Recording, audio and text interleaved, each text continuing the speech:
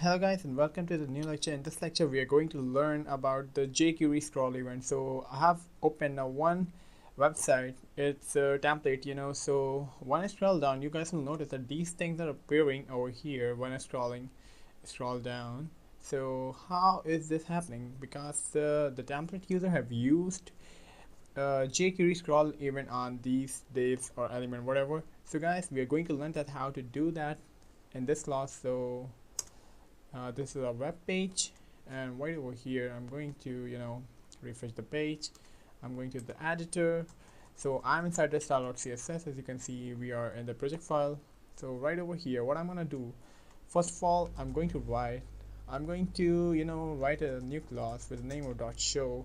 I'm going to use this class in a jQuery. So over here I'm going to use the opacity one, and right over here I'm going to assign the margin 500 pixel, and the opacity would be 0. So guys, as you can see that the box is not showing. So when I scroll down over here, when the area would be over here, then the box will be shown to us by using jQuery. So we are going to create a scroll function event now. So for that we use $2 parentheses window dot scroll, and inside that parentheses we are going to use function and two parentheses and two curly braces. So guys, what does this window dot scroll function do?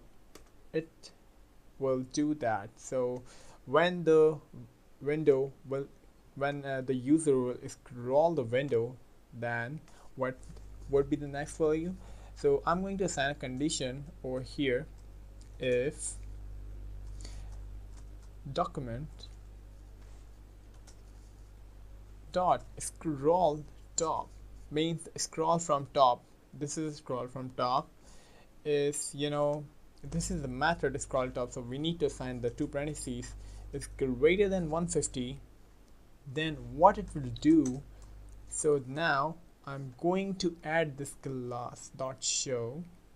So if dollar, and I'm going to add it on the box div. So dot box dot add class, and inside that single quotation, inside the single quotation we are going to write the name of the new class, which is show, and after that I need to assign the semicolon. So guys, we have created our scroll event over here. So I'm going to save the file. So I need to check that whether it is working or not. So let me refresh the page.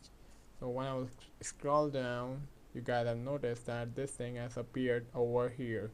So let's do something more with the transitions or the animation. Instead of opacity, I'm going to use transform scale.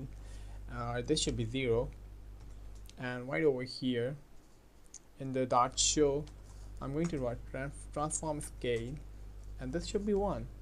So let's check whether it is looking good or not. So let me check. Oh, this thing is looking more good.